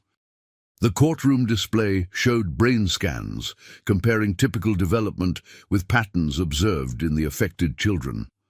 While these children are making remarkable progress with appropriate interventions, Dr. Patel concluded, some effects of the delayed diagnosis may persist throughout their lives. When the defense attorney rose for cross-examination, his aggressive stance telegraphing his approach. Dr. Patel, isn't it true that children demonstrate tremendous neuroplasticity, that many developmental delays can be completely overcome with proper support? Yes, and isn't it also true, he continued, cutting her off, that some children are born with similar hearing profiles without any exposure to medical devices? That genetic factors could explain these cases? Dr. Patel didn't flinch. We've ruled out genetic factors in each case through extensive testing. The pattern of auditory response is identical in all affected children, and all were treated with Lumina's Model SR7 phototherapy unit. The statistical probability of this occurring by chance is less than 1 in 20 million. Sarah exchanged a glance with Catherine, both recognizing the importance of this testimony. Across the courtroom, William sat with their legal team, his face impassive but his posture radiating tension. After Dr. Patel stepped down, the court recessed for lunch. Sarah and Catherine found William in the hallway, deep in conversation with their lead attorney. How did it go? Catherine asked, linking her arm through her husband's. Patel was excellent, William replied. The defense is getting desperate. Their expert witnesses are starting to contradict each other. Sarah checked her phone, finding a message from her mother. Emma, home from school with sniffles. Nothing serious. James asked to talk to her on video call. The simple message highlighted how intertwined their lives had become. James, now 3.5, spent several days each week at Sarah's home while both sets of parents worked. His speech therapy often coordinated with Emma's return from school. The children's bond had only strengthened, with Emma still proudly serving as his word teacher. How's the foundation expansion going? William asked as they walked toward the courthouse cafe. Sarah welcomed the change from legal matters. The Boston Center opens next month. Chicago and Houston are finalizing locations. We've identified 37 children nationwide with similar conditions so far. The foundation had grown faster than anyone anticipated, evolving from a personal mission to a national organization in less than a year. Sarah now led a team of 25, coordinating early intervention services across the country. The new detection protocol is being adopted by major hospital systems, she continued. Phoenix Children's just confirmed they'll implement it hospital-wide next quarter. William nodded with satisfaction. The diagnostic algorithm development team says they're ahead of schedule. Beta testing should begin by summer. Their conversation paused as they entered the cafe, where several jurors were also having lunch. William was immediately recognized, drawing curious glances that he acknowledged with a polite nod before steering their group to a private corner. Over lunch, Catherine shared updates on James's progress. His language assessment yesterday put him only 4 months behind age level. He's nearly caught up. Doctor, Wilson thinks by kindergarten no one would know he had a delayed start. Sarah smiled, thinking of the determined little boy who now chattered constantly, making up for his silent early years with exuberant verbosity. Emma says he never stops talking during their playdates. He's making up for lost time, William said, a rare softness crossing his features. Last night he told me a 5-minute story about a turtle who could fly, complete with sound effects.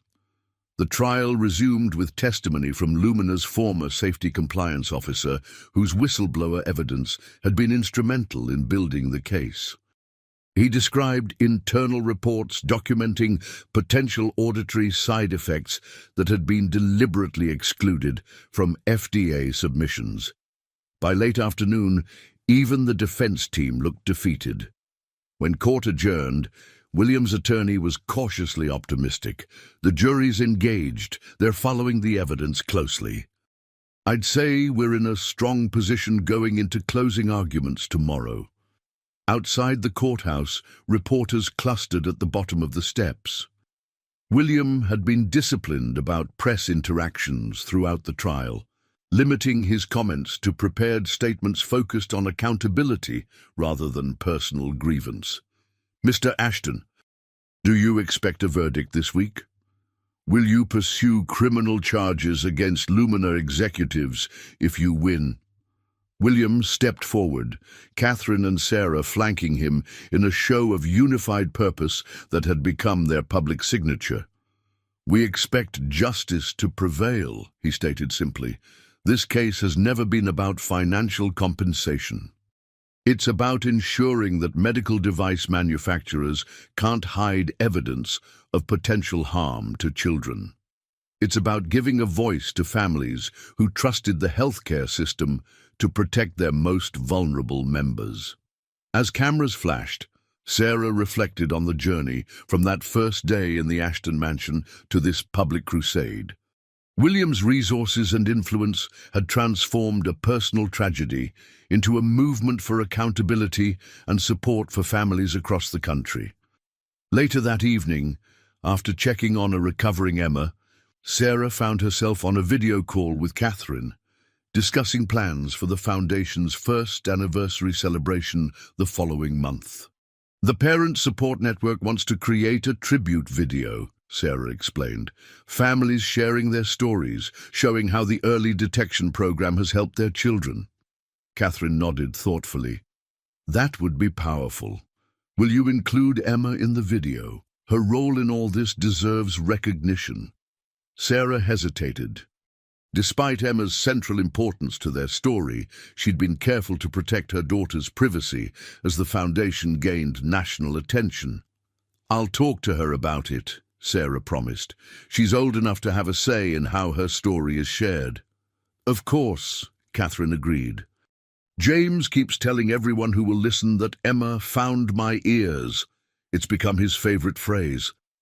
After ending the call, Sarah sat quietly in her home office, surrounded by the evidence of her transformed life.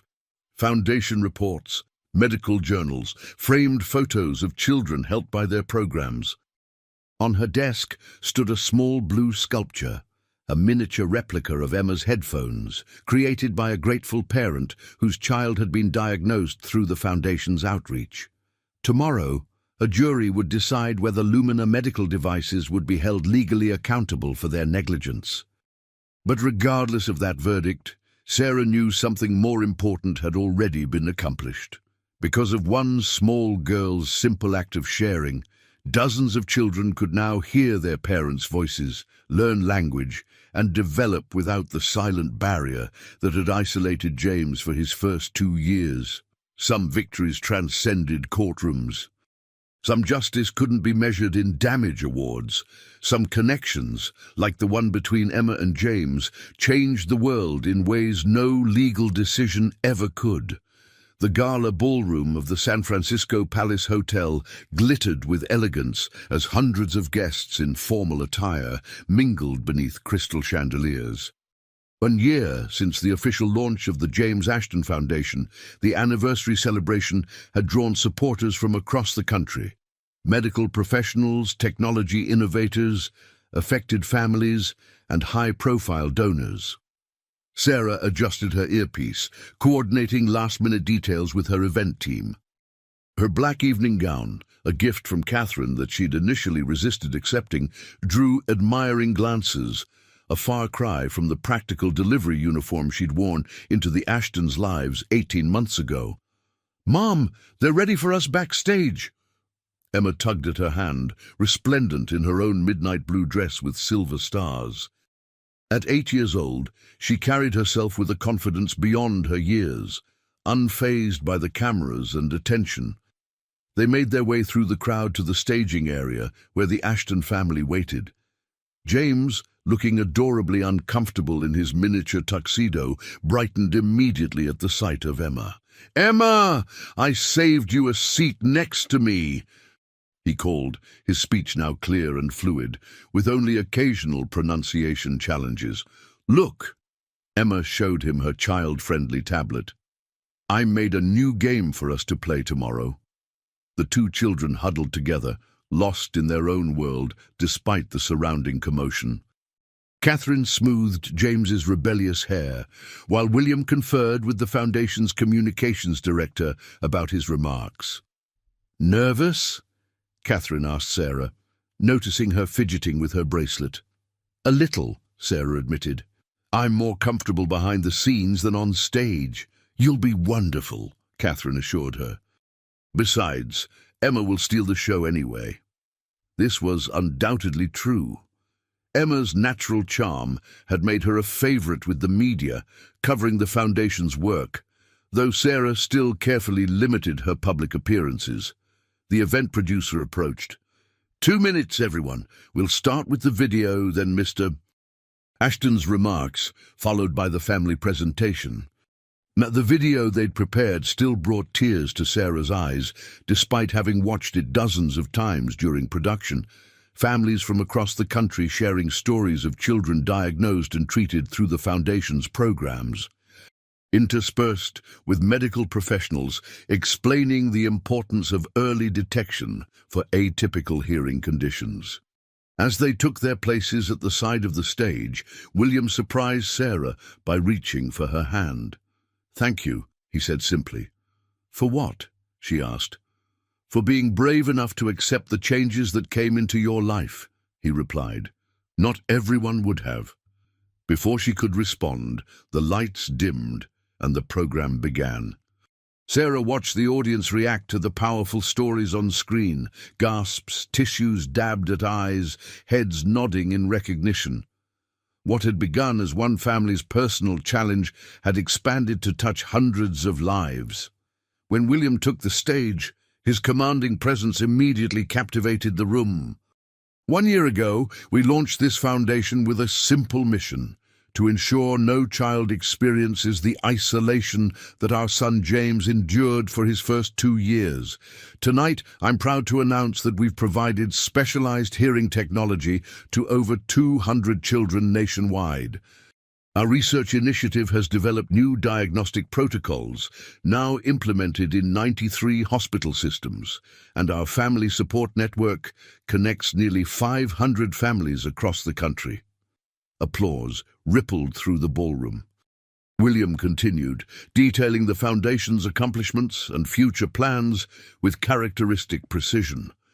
Then his tone shifted, becoming more personal. "But these statistics, impressive as they are, don't capture the human impact of this work. For that, I'd like to introduce the people who made it all possible: my son James, his friend Emma Mitchell, and our partners in this journey, Catherine Ashton and Sarah Mitchell." Sarah guided the children onto the stage, Emma holding James's hand as they'd practiced. The audience's reaction was immediate, a collective awe, followed by enthusiastic applause. William knelt beside James. "Can you tell everyone your special story?" James nodded, stepping forward with newfound confidence. At 3.5, he showed no trace of his earlier challenges as he spoke clearly into the microphone William held for him. "My name is James Ashton. When I was little, I couldn't hear anything, not my mom or dad or music or stories." His small face grew serious. "Then Emma came to my house. She shared her blue headphones with me, and I heard sounds for the first time." Emma stepped forward, unable to resist adding her perspective. His face got all surprised, she demonstrated with comical wide eyes, drawing laughter from the audience. Then he cried because it was too loud. But then we figured it out together.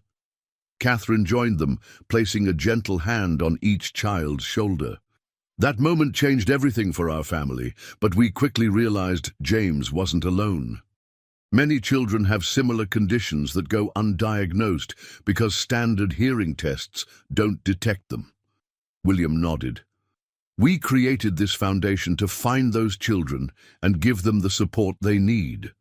But we couldn't have done it without Sarah Mitchell, who recognized the significance of what her daughter discovered and has guided our family support programs with extraordinary vision.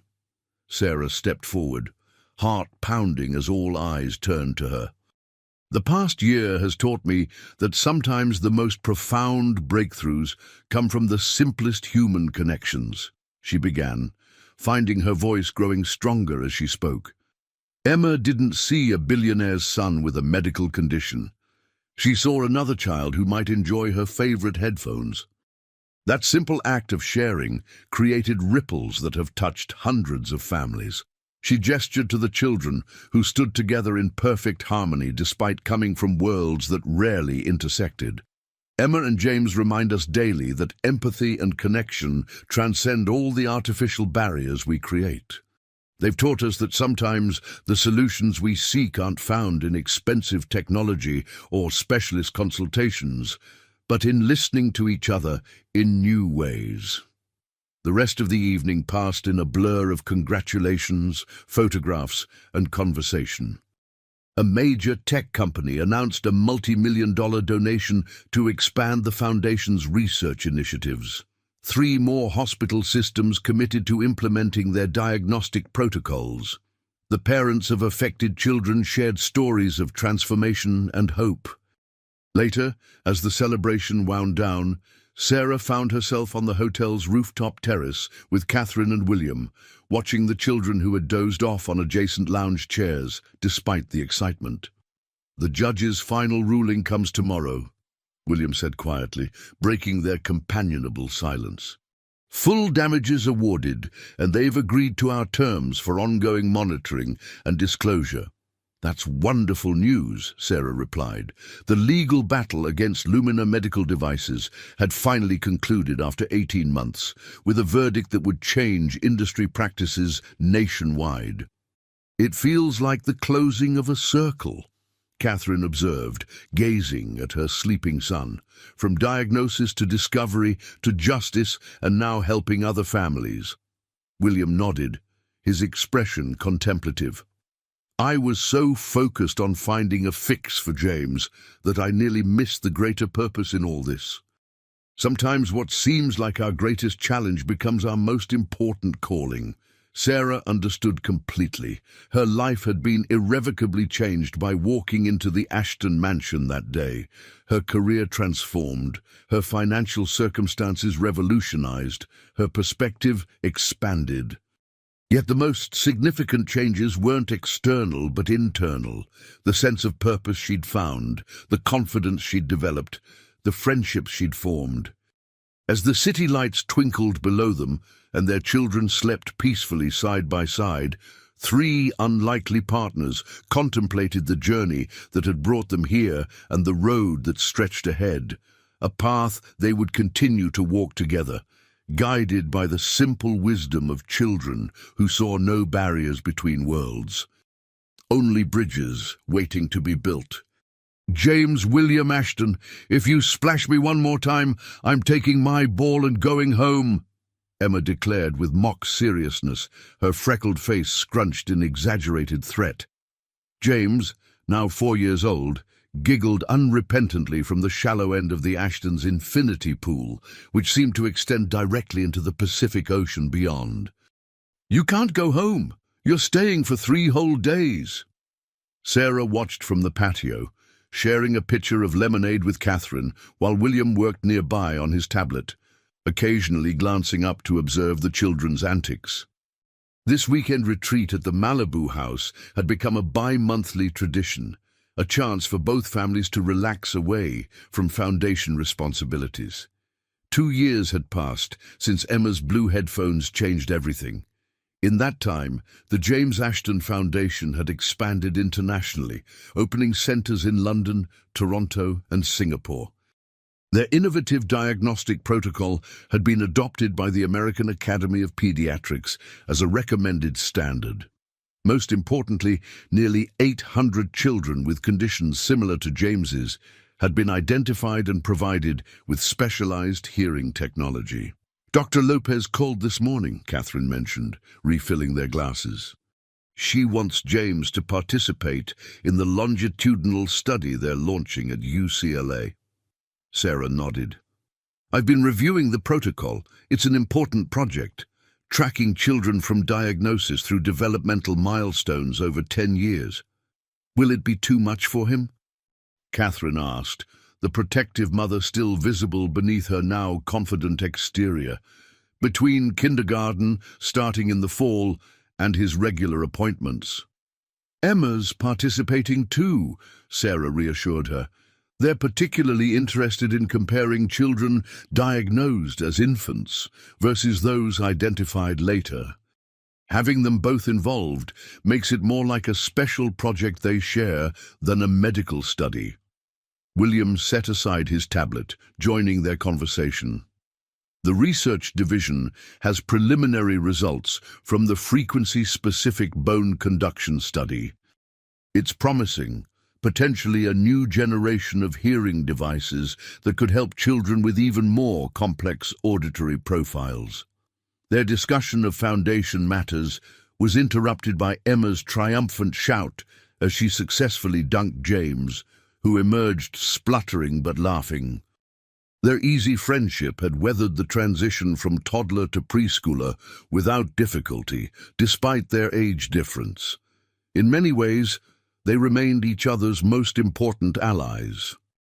Later that evening, after the children had exhausted themselves with swimming and been tucked into bed, Emma, in the guest room that had essentially become hers, decorated to her specifications with space-themed accessories, the adults gathered on the terrace overlooking the moonlit ocean. The Bloomberg interview went well, William commented, swirling the scotch in his glass. Sarah, your points about early intervention were particularly compelling. Sarah smiled, still occasionally surprised when William offered direct praise. Though their working relationship had evolved into genuine friendship, he remained someone who expected excellence as the baseline. The most powerful moment was when they showed James's before and after assessments, she replied. Seeing that progress visualized makes the impact undeniable. Catherine leaned back in her chair, gazing at the stars. Do you ever wonder what would have happened if Emma hadn't come with you that day? The question hung in the warm night air, laden with implications. Sarah had pondered this many times, the cosmic coincidence that had brought them together, the butterfly effect of a single child's simple gesture. I think about it often, she admitted. James would eventually have been diagnosed correctly. You were too determined to accept the initial prognosis, but all those other children we've found. She shook her head. Many of them might have gone years longer without proper intervention. William set down his glass, uncharacteristically reflective. I was so convinced that money and influence could solve any problem. I thought if I just found the right specialist, the right treatment. He smiled ruefully. Instead, the answer came from a 7-year-old girl with blue headphones. Life has a way of humbling us, Catherine observed, especially parenthood. Sarah nodded in agreement, thinking of how dramatically her own life had transformed. From struggling single mother to foundation executive, from paycheck to paycheck anxiety to financial security, from isolated parent to part of an extended family network that transcended traditional boundaries. The children don't see any of it as remarkable, she noted. To Emma and James, this is just their normal, moving between our worlds, splitting their time between houses, having this extended family we've created. That's the greatest gift in all this, Catherine agreed. They'll grow up understanding that meaningful connections transcend social divisions. William, ever practical even in philosophical moments, brought the conversation back to immediate concerns. Speaking of their future, I've been meaning to discuss the educational trust revisions with you, Sarah.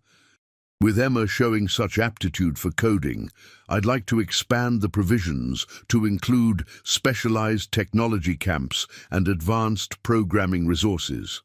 This was typical William, always planning, optimizing, improving. His intensity, once intimidating to Sarah, now felt like a protective force surrounding both families. "That's thoughtful, but you've already been extremely generous," Sarah began. "It's not generosity," William corrected firmly. "It's investment in potential. Emma has exceptional spatial reasoning and pattern recognition skills. The Foundation's educational psychologist highlighted it in her last assessment." Before Sarah could respond, a small figure appeared in the terrace doorway, James in dinosaur pajamas, his hair tousled from sleep. "I had a bad dream," he announced, rubbing his eyes. "Is Emma awake too?" Catherine moved to comfort him. "Emma's sleeping, sweetheart. Do you want to talk about your dream?" James shook his head, climbing onto his mother's lap. "Can I stay here with the grown-ups for a little while?" "Of course," William answered, his tone softening as it always did with his son. James settled contentedly, looking out at the moonlight reflecting off the ocean. After a moment of silence, he asked with the directness only children can manage, "Was I broken before?" The adults exchanged startled glances. Catherine recovered first. "What do you mean, sweetheart?" "Tommy at preschool said I was broken before Emma fixed me," James explained. "He said that's why everyone makes a big deal about my ears." Sarah felt a surge of protective indignation, matched by the expressions on William and Catherine's faces. "You were never broken, James," William stated firmly. "Your ears just work differently than some people's. Emma helped us understand how to help you hear better, but you were always perfect exactly as you were." James considered this seriously. "So Emma didn't fix me. She just helped everyone else understand me better." "That's exactly right," Sarah confirmed, impressed by his perception. "And then you helped us find other children whose ears work like yours, so we could help them too." This explanation seemed to satisfy James, who nodded thoughtfully before changing subjects with typical 4-year-old randomness. "Can we go to the aquarium again tomorrow? Emma wants to see the giant squid exhibit." "That sounds like an excellent plan," Catherine agreed, relief evident in her voice at his easy acceptance.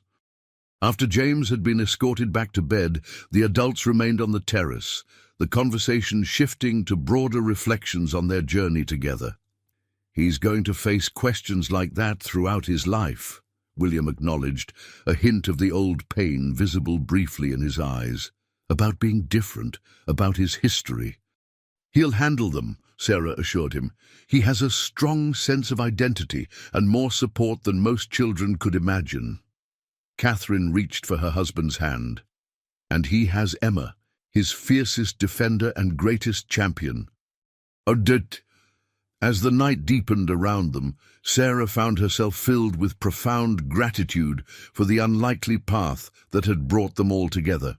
Two families from different worlds, united first by chance and then by choice, creating something that had helped hundreds of children and would continue to expand its reach.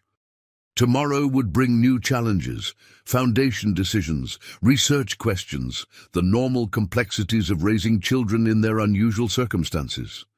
But tonight, under the same stars that had witnessed their first meeting 2 years ago, they shared the quiet certainty that whatever came next, they would face it together, just as Emma and James had shown them how. 5 years to the day after Emma first placed her blue headphones over James's ears, a crowd gathered on the University of California, San Francisco medical campus. The modern glass building gleamed in the afternoon sun as Sarah stood at the podium addressing the assembled guests, medical professionals, and media representatives. "Today, we officially open the Ashton Mitchell Center for Auditory Innovation," she announced, her confidence as a public speaker now matching her expertise in the field. This research and treatment facility represents the culmination of a 5-year journey that began with 2 children and has grown to serve thousands of families worldwide. From her position at the side of the stage, Emma, now 12, and beginning to show hints of the young woman she would become, beamed with pride. Beside her stood James, nearly 7 years old and vibrating with excitement in his carefully pressed suit, his specialized hearing devices now so discreet they were barely visible. "This center will house our expanded research division, clinical services, and family support programs under one roof," Sarah continued. "Most importantly, it will serve as a training facility for medical professionals worldwide, ensuring that no child's unique hearing profile goes unrecognized or untreated." In the front row, William and Catherine sat alongside Sarah's mother, Diane, who had become an integral part of their extended family over the years. William's expression showed the rare public emotion he reserved for foundation milestones, pride tempered with the memory of those difficult early years that had sparked this mission. None of this would have been possible without the vision and commitment of William and Catherine Ashton, who transformed a personal challenge into a global movement, Sarah acknowledged. Their determination to help not just their own son, but all children with similar conditions has changed the landscape of pediatric audiology forever. The crowd applauded as Sarah gestured to the Ashtons, who nodded in appreciation but deliberately redirected attention back to the podium. Over the years, they had increasingly stepped back from the public-facing aspects of the foundation, encouraging Sarah to become its primary voice while they focused on strategic direction and funding. "But the true heroes of our story have always been the children," Sarah continued, her voice softening, beginning with a 7-year-old girl who shared her favorite headphones with a 2-year-old boy she'd just met, not knowing that simple act of kindness would launch a medical discovery affecting thousands. On cue, Emma and James stepped forward, joining Sarah at the podium. This moment had been carefully considered. Both families had been protective of the children's privacy, while acknowledging their central importance to the Foundation's origin. Now, with Emma approaching adolescence and James thriving in 1st grade, they had collectively decided this milestone event warranted their participation. "Hi, I'm Emma," she began with practiced ease, having inherited her mother's natural public speaking ability. "When I was 7, I brought my blue headphones to James's house. I just wanted to share my music with him. I didn't know he couldn't hear before that." James took his turn, his speech perfectly clear despite his early challenges. "The headphones helped me hear for the first time. Emma became my best friend and helped me learn words. Now I can hear everything with my special devices, and I'm in regular classes at school." Emma continued, "My mom and James's parents started the foundation to help other kids.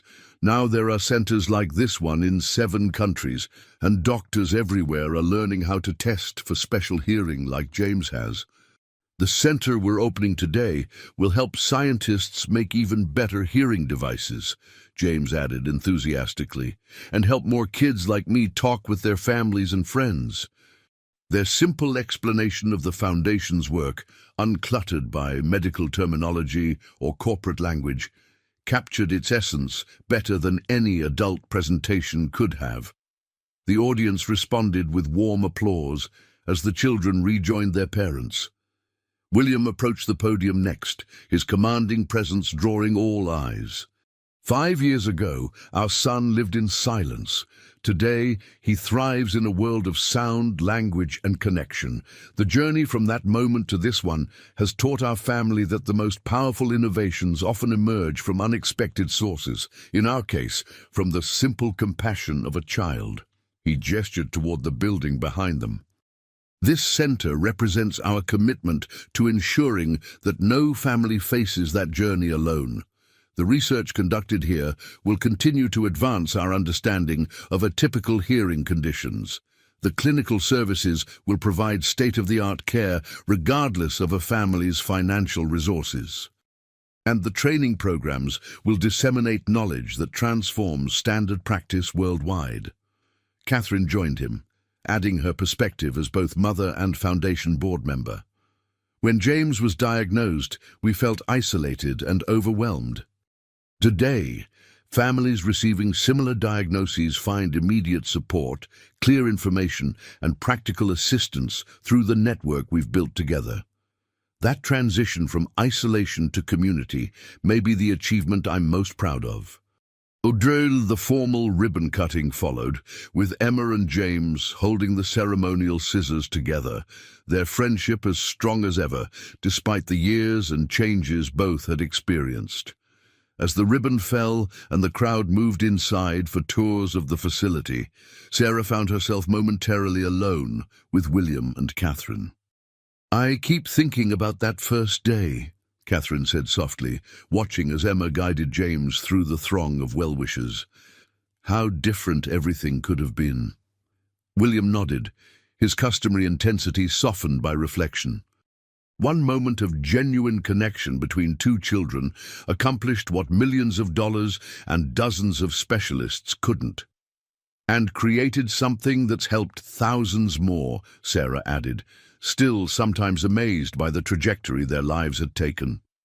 Inside the center, they moved through spaces that represented years of careful planning. Research laboratories equipped with cutting-edge technology, clinical areas designed with children's comfort in mind, family support spaces that felt welcoming rather than institutional. Throughout the building, artistic installations incorporated elements of sound and vibration, creating an environment that celebrated the diverse ways humans experience their auditory world. In the central atrium, a sculpture immediately drew attention, a pair of blue headphones cast in bronze, mounted on a pedestal inscribed with the words, "Sometimes the greatest discoveries begin with simply sharing what we love." Emma stood before it, her expression a mixture of embarrassment and pride. "They're bigger than my real ones were," she commented as Sarah joined her. "The artist wanted them to be easily visible from anywhere in the atrium," Sarah explained, putting an arm around her daughter's shoulders. "They've become a symbol of everything the Foundation stands for." James bounded up, having momentarily escaped his parents. "Emma! Come see the interactive sound lab. They let me try it already, because Dad knows the scientists. You can see sound waves turn into pictures." As the children rushed off toward this new attraction, Sarah found herself standing with William and Catherine in the heart of what their unlikely connection had built. "The WHO implementation team confirmed this morning," William informed them quietly. "Our diagnostic protocol will be included in their global pediatric standards next year. Potentially millions of children will benefit." Catherine squeezed his hand. "From one child to millions, it's almost impossible to comprehend." "That's how change often happens," Sarah observed. "Not through grand plans, but through singular moments that ripple outward in ways we could never predict." As they watched their children exploring the center together, the billionaire's son, who had found his voice, and the delivery woman's daughter, who had helped him discover it. All three adults shared the same unspoken thought, that sometimes life's most profound connections emerge from its most unexpected intersections, and that a child's simple act of sharing could create waves powerful enough to transform countless lives across the world. In the 5 years since Emma first offered her blue headphones to James, two families from vastly different worlds had become one extended unit, their lives permanently intertwined through choice rather than chance. Together, they had built something that transcended their individual stories, a legacy of connection, understanding, and possibility that would continue long after this day's celebration ended. As Emma's laughter echoed through the atrium, harmonizing perfectly with James's excited voice, Sarah knew with absolute certainty that this, not the buildings or programs or medical breakthroughs, was the true miracle they had created together. The sound of connection, bridging worlds that might otherwise never have touched.